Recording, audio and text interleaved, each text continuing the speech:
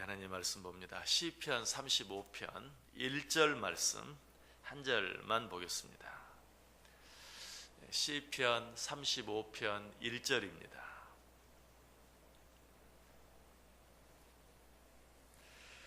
우리 다 같이 한 목소리로 읽습니다. 여호와여, 나와 다투는 자와 다투시고 나와 싸우는 자와 싸우소서. 아멘. 우리가 지난 2시간에 걸쳐서 시편 35편 전체의 내용에 대해서 한번 생각해 보았습니다. 시편 35편의 서론에 대해 생각해 보았다라고 말씀드릴 수 있죠. 어떤 내용 생각해 보았습니까? 시편 35편을 읽어보면 이건 기도라고 하기도 그렇고 하나님의 말씀이라고 보기는 더더욱 쉽지 않고 마치 자기 원수 또 자기 대적을 저주하는 그런 저주의 시 같은 그런 내용이 드는 말씀이다라고 말씀을 드렸어요.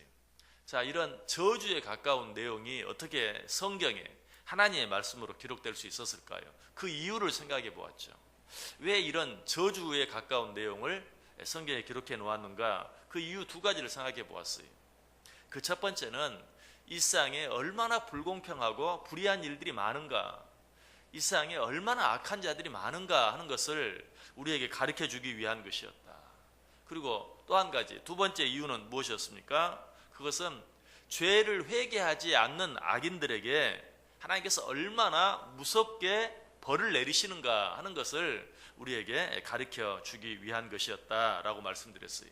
이런 것들을 우리에게 가르쳐 주시고 보여주시기 위해서 거의 저주에 가까운, 성경에 기록되어서는 안 될 것 같은 그런 내용을 성경에 기록하고 있는 것이다 라고 말씀을 드렸습니다.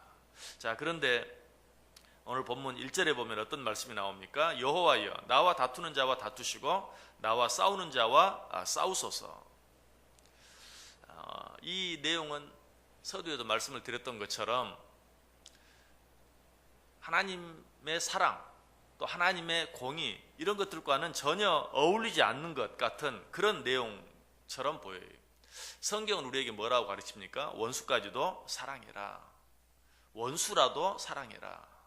또 네게 잘못한 자가 있다 할지라도 70번씩 7번이라도 용서해라 라고 우리에게 말하고 있어요. 이것이 성경의 가르침이에요. 그런데 지금 시인은 뭐라고 기도하고 있어요? 여호와여, 나와 다투는 자와 다투시고 나와 싸우는 자와 싸우소서라고 하나님께 기도하고 있어요. 여러분, 이 기도는 얼른 보면 원수까지도 사랑하라는 그런 말씀, 70번씩 7번이라도 용서하라라는 그런 말씀과 배치되는 것처럼 생각이 되지만 출애굽기 14장 14절에 있는 말씀, 어떤 말씀이 있습니까? 여호와께서 너희를 위하여 싸우시리니 너희는 가만히 있을지니라 라는 이 말씀과 비교해 생각해 보면 하나님께서 우리를 위하여 싸워주시겠다고 그랬어요. 그러므로 원수, 대적, 마귀와 내가 싸우는 것이 아니라 하나님께서 싸워달라고 기도하는 것은 너무나 맞는 것이, 성경적이, 그것이 하나님께서 우리에게 가르쳐 주신 것이. 우리들에게는 어떤 본능이 있습니까? 악한 자를 만나면, 나를 미워하고 나를 싫어하는 자를 만나면 그와 싸우려고 하는 그런 본능이 있어요. 본능적으로 그런 자들과 싸우려고 해요. 그러나 이것은 우리 자신을 알지 못하는 너무나 어리석은 소치입니다. 왜? 우리들에게는 악과 싸워서 이길 수 있는 능력이 없어요. 우리는 본성적으로 타락한, 완전히 타락해버린 죄인들이에요.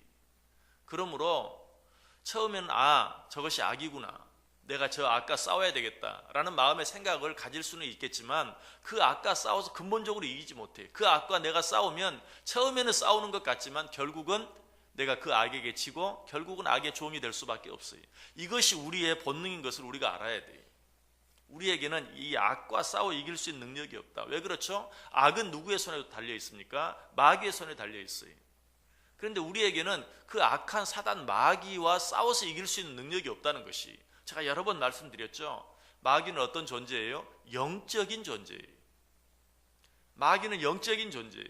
그 영적인 존재를 우리가, 육신을 가지고 있는 우리가 그 마귀와 싸워서 이길 수 없어요. 그러므로 우리에게 악한 일들이 있을 때, 나를 대적하는 자가 있을 때 우리는 어떻게 해야 됩니까? 오늘 시인처럼 하나님께 기도할 수 있어야 돼요. 하나님, 나의 대적과 싸워주소서. 하나님, 저 악한 자들과 싸워주소서 라고 하나님께 맡겨야지, 내가 그 악과 싸우려고 하면 나는 질 수밖에 없고 결국은 내가 악의 종로로 탈 수밖에 없다. 이 사실을 가장 잘 보여주는 사람이 베드로예요.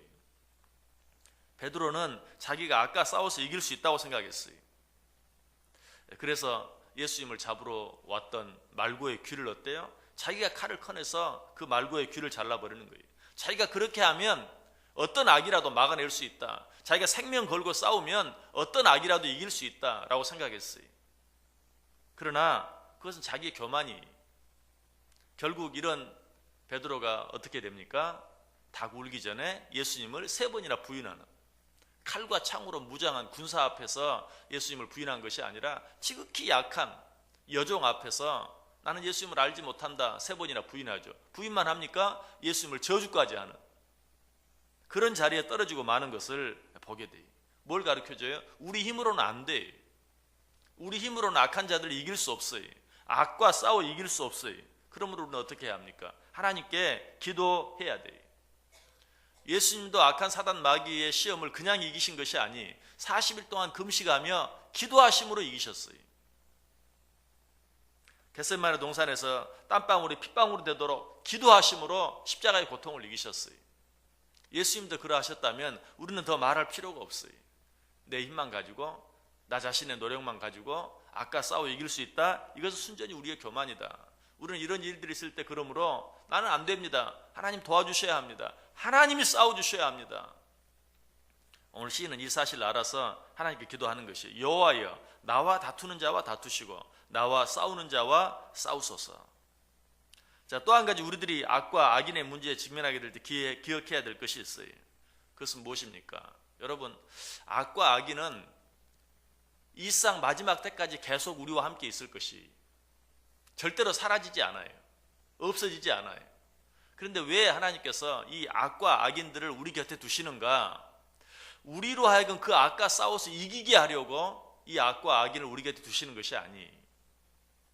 하나님께서 마지막 때까지 이 악과 악인들 그리고 사탄 마귀들이 우리와 함께 있도록 내버려 두시는 것은 그 악과 악인들을 통해서 우리들이 변화되기를 원하시기 때문에 그래요. 여러분, 악과 악인들은 내가 싸워 이겨서 물리쳐야 될 그런 것이 아니라 그것들을 통해서 내가 바뀌고 변화되어져야 하는 것이다. 어떻게 바뀌고 변화되어져야 합니까? 지금까지 말씀드렸던 것처럼 하나님, 나는 안 됩니다. 나 혼자는 안 됩니다. 하나님이 도와주셔야 합니다. 하나님이 함께 하셔야 됩니다. 하나님 앞에 무릎 꿇고 엎드릴 수 있어야 된다는 것이. 여러분, 하나님께서는 악한 자들을 통해서 당신의 자녀들이, 당신의 택한 자들이 변화되기를 원하신다. 그 대표적인 경우가 야곱입니다. 여러분, 야곱은 분명 하나님을 아는 자였고 하나님을 믿는 자였고 그리고 하나님을 사랑하는 자였어요. 그렇지만 그 인격은 어때요? 변화되지 못한, 너무나 형편없는, 태어날 때부터 형의 발등꿈치를 잡고 태어나는, 그리고 태어나고 난 후에도 늘 다른 사람을 사기치고 거짓말로 속여서 살아가는 그런 삶을 살았던 사람이, 자기 꾀를 믿고 살았던 그런 사람이, 하나님은 이런 야곱이 변화되기를 원하셨어요. 그래서 그에게 누구를 붙입니까? 삼촌 라반을 붙이죠. 야곱도 참 자기 꾀를 믿고 꾀를 쓰며 살아가는 사람이었는데 삼촌 라반은 야곱에 비하면 훨씬 더 교활한 그런 사람이었어요. 이 라반은 어떻게 야곱에게 교활한 일들을 행합니까? 야곱이 자기 딸 라헬을 좋아하는 줄 알고 그 라헬을 미끼로 7년 동안이나 삭도 주지 않고 일을 시키죠. 드디어 7년이 되었어요. 또 어떻게 속이죠? 라헬 대신 그 언니 레아를 아내로 줌으로 말미암아서 라헬을 주지 않고 또다시 네가 정말 라헬을 원한다면 나에게 7년을 더 일해라. 또 그 라헬을 가지고 7년을 더 일하게 하는, 그것으로 끝나지 않죠. 계속해서 자기 조카 야곱을 일을 시키면서 20년 동안이나 10번이나 또 임금을 떼어먹는, 삭슬 주지 않는 그런 모습을 봐요. 얼마나 교활합니까? 하나님께서 왜 야곱에게 이런 라반을 붙이셨습니까? 이런 라반을 붙임으로 말미암아서 남을 속이고 또 자기 꾀를 믿고 살아가는 야곱이 바뀌어지고 변화되어지길 원했던 것이. 실제로 그래서 야곱이 바뀌었습니까? 바뀌지 않았습니까? 바뀌었어요. 이제 삼촌 라반의 집을 떠나서 자기 고향, 형이 있는, 에서가 있는 고향으로 돌아갈 때 그가 어떻게 합니까? 야복강 나루터에서 기도하잖아요. 예전 같으면 어때요? 자기 머리를 썼을 거예요. 꾀를 썼을 거예요. 어떻게 하면 내가 이전에 형 에서를 속이고 장자의 축복을 빼앗은 그것을, 그 보복을 내가 당하지 아니할까? 또 머리를 쓰고 꾀를 썼을 텐데 야곱은 그러지 않았어요. 이번엔 어때요? 야복강 나루터에서 자기 환도뼈가 부러지기까지 하나님께 기도하는 것이, 무엇으로 인해 야곱이 이렇게 바뀌어집니까? 삼촌 라반, 자기를 그렇게 괴롭히던 삼촌 라반으로 인하여 그가 그렇게 바뀌어지고 변화되어지는, 자기 꾀를 믿고 살았던 사람이 하나님께 기도하는 사람으로 바뀌어지고 변화되어지는 것을 보게 돼요. 여러분, 이것이 바로 우리 가운데 늘 악과 악인들을 두시는 하나님의 뜻이. 그러면 이런 악과 악인들과 부딪혔을 때 우리는 어떻게 해야 돼요? 그것들과 싸우려고 할 것이 아니라 내가 바뀌려고 해야 돼요. 내가 변화되어지려고 해야 돼요. 그럴 때마다 하나님 앞에 엎드려야 돼요. 하나님의 도움을 구할 수 있어야 돼요. 하나님께서 그렇게 나를 바꾸시기 위해서 악과 악한 자들을 우리 가운데 두신다. 여러분, 다윗은 이 사실을 경험적으로 깨달았어요. 다윗의 삶이 처음에는 어떠했습니까? 정말 하나님을 믿고 의지하는 그런 승승장구하는 그런 삶이었어요. 그러나 어느 순간인가 그도 이 하나님을 잊어버리고 자기 힘으로 자기 꾀로 살려고 했던 때가 있었어요. 사울이 자기를 죽이려고 할 때 어떻게 합니까? 살기 위해서 하나님께로 피하고 하나님의 도움을 구했어야 하는데 그렇게 하지 아니하고 블레셋으로 피합니다.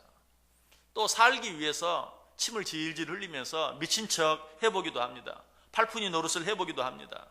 또 살기 위해서 이전에 물맷돌 하나로 쓰러뜨렸던 골리앗, 그 골리앗이 가졌던 칼을, 제발 그 칼을 나에게 좀 주옵소서. 그 칼과 같은 것이 내게 없습니다. 나는 그것이 필요합니다. 그것이 없으면 나는 죽습니다 하면서 자기가 물맷돌로 쓰러뜨렸던 그 골리앗의 칼을 구하기도 하는 그런 다윗의 모습, 이런 모습을 보게 돼요. 그 결과는 어때요? 자기가 그렇게 살기 위해서 미친 척도 해보고 골리앗의 칼을 의지해보기도 하고 강한 나라 블레셋으로 피해보기도 하고, 그렇게 했을 때 스스로 자기를 지킬 수 있었나요? 아니, 자기는 자기를 지키려고 그렇게 애를 썼는데 그 사이에 아말렉 사람들이 쳐들어와서 자기 아내와 자기 자식들과 자기의 모든 것들을 다 빼앗아가 버립니다. 우리가 우리 힘으로 악한 자들과 싸우려고 하면 이런 일이 우리에게 일어나요. 내가 그런 악한 자들과 싸우기 위해서 이리 뛰고 저리 뛸 때 오히려 악한 자들은 어때요? 내 뒤통수를 치는 거예요. 우리는 악과 악한 자들과 싸워서 우리가 이길 수 있는 힘이 없어요.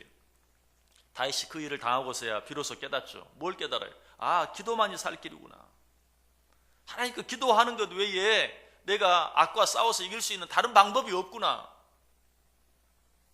그래서 사무엘하 2장 1절에 보면 그 후에, 언제 후에입니까? 자기가 인간적으로 노력하고 애써 보았는데 그 틈에 아말렉이 쳐들어와서 자기 처자식과 가진 모든 것들, 또 자기 종들의 처자식과 그 모든 것들을 다 약탈해 가버린 그 후에 다윗이 여호와께 여쭈어 아뢰되 내가 유다 한 성읍으로 올라가리이까? 여호와께서 이르시되 올라가라. 다윗이 아뢰되 어디로 가리이까? 이르시되 헤브론으로 갈지니라. 그때서야 깨닫고, 여러분 이 기도의 내용을 보세요. 마치 아무것도 할 줄 모르는 어린아이처럼, 하나님 내가 올라갈까요? 올라가라. 어디로 올라갈까요? 헤브론으로 가라. 어린아이처럼 지극히 사소한 것까지 하나님께 묻고 있는 그런 다윗의 모습을 보게 돼요. 그때 하나님께서 다윗의 편이 되어주세요. 그때 하나님께서 다윗을 새롭게 회복시켜 주시는 것을 보게 돼요. 그렇습니다. 우리 하나님은 우리의 대적들과 싸워주시는 하나님이세요. 하나님께서는 우리의 대적들과 우리가 스스로 싸우라고 대적들을 붙여주시는 것이 아니, 내가 너희를 위하여 싸워주겠다. 그러니 너는 나를 바라보고 나를 의지하고 나에게 도움을 청해라. 나에게 기도해라. 라고 하나님께서 우리에게 대적들을 허락하시는 것이. 다윗은 이 사실을 알고 하나님께 지금 기도하고 있어요. 하나님이여, 여호와여, 나의 대적과 싸워주소서. 여호와여, 나의 원수들과 싸워주소서. 우리는 이 사실을 믿고 우리도 하나님께 이렇게 기도할 수 있어야 돼요. 이렇게 기도하는 것은 우리의 권리예요. 왜? 하나님께서 그렇게 약속해 주셨기 때문에 그래요. 여러분 성경 한번 찾아보시길 바랍니다.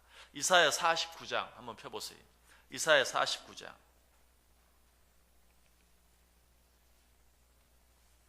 이사야 49장 24절에서 26절.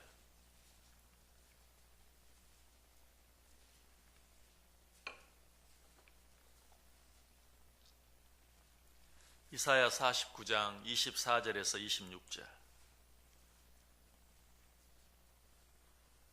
우리 3절 말씀을 다 같이 한 목소리로 읽어봅니다. 용사가 빼앗은 것을 어떻게 도로 빼앗으며 승리자에게 사로잡힌 자를 어떻게 건져낼 수 있으랴. 여호와가 이같이 말하노라. 용사의 포로도 빼앗을 것이요 두려운 자의 빼앗은 것도 건져낼 것이니 이는 내가 너를 대적하는 자를 대적하고 내 자녀를 내가 구원할 것임이라. 내가 너를 억압하는 자들에게 자기의 살을 먹게 하며 새 술에 취함같이 자기의 피에 취하게 하리니 모든 육체가 나 여호와는 내 구원자요 내 구속자요 야곱의 전능자인 줄 알리라. 아멘. 하나님 우리에게 뭐라고 약속합니까? 25절 보면 여호와가 이같이 말하노라. 용사의 포로도 빼앗을 것이요 두려운 자의 빼앗은 것도 건져낼 것이니 이는 내가 너를 대적하는 자를 대적하고 내 자녀를 내가 구원할 것임이라. 내가 너를 억압하는 자들에게 자기의 살을 먹게 하며 새술에 취함같이 자기의 피에 취하게 하리니 모든 육체가 나 여호와는 내 구원자요 내 구속자요 야곱의 전능자인 줄 알리라. 내가 네 대적과 싸워주겠다. 내가 너를 도와 싸워주겠다. 내가 내 자녀를 구원해 주겠다 라고 하나님께서 약속하고 있어요. 그로 말미암아서 하나님이 내 구원자인 것을 모든 사람들로 하여금 알게 해주겠다. 여러분, 하나님께서는 이 사실을 나타내기 위해서 악한 자들, 악한 대적들이 우리 가운데 있게 하는 거예요. 우리가 악한 자들과 악한 대적들이 나를 괴롭게 하고 힘들게 할 때 그들과 싸우는 것이 아니라 하나님 나를 위해 싸워주소서라고 하나님께 엎드려 기도할 때 하나님께서 그 대적들과 싸워주셔서 우리로 하여금 이기게 하시고 결국은 무엇을 드러내신다고요? 하나님이 내 구원자인 것을 모든 사람들이 보아 알게 해주겠다. 여러분, 오늘 하루 어떻게 살기를 원하십니까? 오늘 시인처럼 하나님께 기도해 보세요. 오늘 이 시간에 그렇게 기도하세요. 여호와여, 나와 다투는 자와 다투시고 나와 싸우는 자와 싸우소서. 내 모든 악한 대적들과 싸워주소서. 그리하여 하나님의 하나님 되심을 나타내 주시고 하나님이 내 하나님인 것을 모든 사람들이 보아 알게 해 주옵소서. 이 기도는 하나님이 가장 기뻐하는 기도예요. 우리가 이렇게 기도할 때 하나님께서 우리의 기도를 들으시고 우리의 대적들과 싸워주세요. 우리의 원수들과 싸워주세요. 그 가운데서 우리를 지켜주시고 보호해 주세요. 그래서 하나님이 내 하나님 되시는 것을 모든 사람들에게 드러내 주시는 것이, 이 하루 이렇게 하나님께 기도할 때 하나님이 우리의 하나님 되어주시는 것을 먼저 내가 느끼고 내 주위에 있는 모든 자들이 다 함께 느끼며 하나님께 영광 돌리는 삶을 살아갈 수 있는 복된 하루, 또 저와 여러분 꼭 될 수 있기를 주님의 이름으로 간절히 축원합니다. 기도하겠습니다. 사랑과 은혜가 많으신 하나님 감사합니다. 새로운 하루를 우리에게 주시니 감사합니다. 그러나 일상에는 우리 힘으로는 도무지 이길 수 없는 악한 대적들이 너무나 많음을 고백합니다. 하나님, 이 하루도 하나님께서 나의 대적들과 싸워주시고 하나님께서 나의 원수들과 싸워주셔서 하나님의 하나님 되심과 하나님이 나의 하나님 되시는 것을 모든 사람들이 보아 알게 하여 주옵소서. 예수님의 이름으로 기도드리옵나이다. 아멘.